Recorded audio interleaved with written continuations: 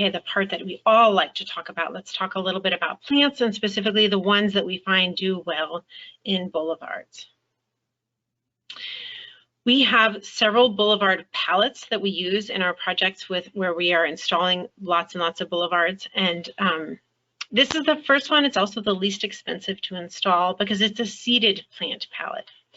This is really a bee-lawn plant palette. It includes creeping thyme, Dutch white clover, and a low or no-mow fescue mix, depends on whether you want to mow or not, as well as self-heal, which is a really strong plant.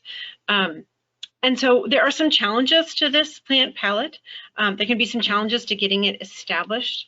This plant palette, to get it established, requires a different watering regimen than what I explained before. As with any type of seeded ground cover, you're wanting to water just a little bit to keep the seeds moist every day until they germinate, and then you can cut back on watering.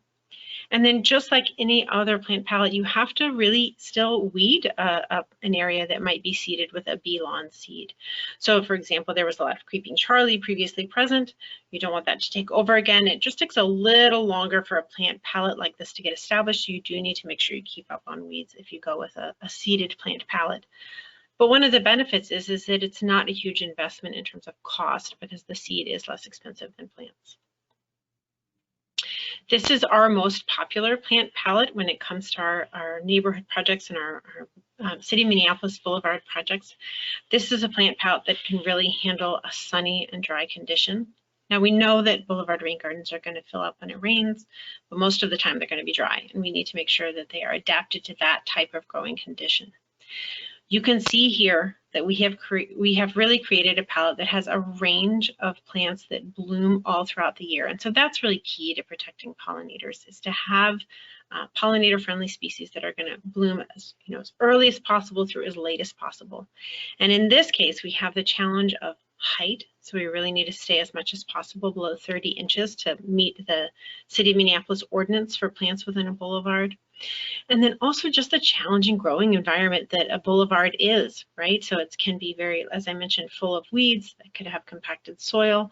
And so we really want plants here that are going to fill in and create a matrix of plants. And so we tend to use grasses, and some of these palettes coming up, you'll see sedges to create that matrix. So in this case, both side oats grama and blue grama are our grasses that create kind of a matrix of dense grass plantings through which our forbs can come up and bloom. One of my favorites on this is really the Pearly Everlasting. It has a little bit of some salt tolerance, and that can be a benefit in the boulevards. Everyone loves to see butterfly milkweed and to see that vibrant orange color when it's blooming. I also like prairie phlox for its early season bloom, and then we always want to try to have some asters, goldenrods, something that's really going to provide that vital nectar and pollen for bees later in the season as well.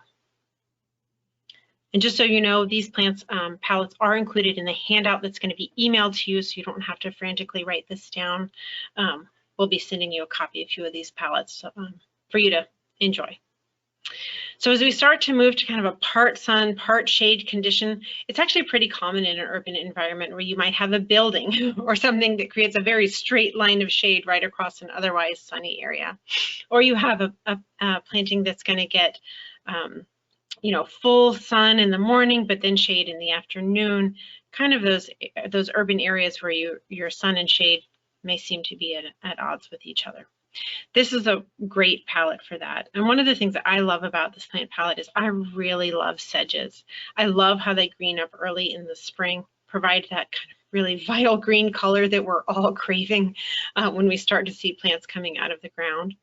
And then they do a great job of having a strong root mass that can help hold that soil when there's a lot of water in the rain garden, and then having covering the ground with their fine foliage really covers the ground. So this is one of my favorite palettes that really balances an area that can get some sun, can get some shade, and then has plantings that continue all throughout that, that bloom all throughout the growing season. And as we start to move into a deeper shade palette, because there's some nearby trees, this is one that I would suggest. And again, these palettes are going to be sent to you, so you don't have to worry about writing all this down. We like to use pen sedge here as our main sedge within this larger matrix. So we've really transitioned from grasses, which prefer a little more sun, to sedges that can take some shade, and they provide kind of the foundation through which the flowers within this can come up. And so those grasses are what's going to anchor the soil, excuse me, those sedges in this case is what's going to anchor the soil and really hold that soil and kind of help suppress weeds that might otherwise pop up. But this, and one thing I meant to mention with the early palette is this is an example of about 150 square feet of planting, and you can start to see just how many plants we're putting in that dense planted area. Just a few more slides to tell you about when you're thinking about plant selection. I would really say, especially for your boulevard, select your smaller plants. 4-inch containers or plugs are easy to plant. They're not too physically difficult to plant. They can be cost efficient. And make sure you lay out all the plants before you plant. You don't want to, purchase what you're interested in planting and then end up planting it a little too close together, all bunched up in one corner. So by laying out plants out all before planting, you really get your even spacing across your boulevard. Make sure you just plant the plant at the same depth that it is in the container. Cut any, really root-bound plants up so that those roots don't just continue to circle, that they go deeper into the soil. And then if you have a situation where you have a downspout that's coming towards your boulevard rain garden, you can use some decorative river rock. It can be as beautiful or as utilitarian as you want to just help slow that water down a little bit. So this example of this kind of rock swale here at this downspout really helps to just kind of slow this flow of water so it doesn't rush into the rain garden, especially as it's getting established, and that way it doesn't blow all the mulch away.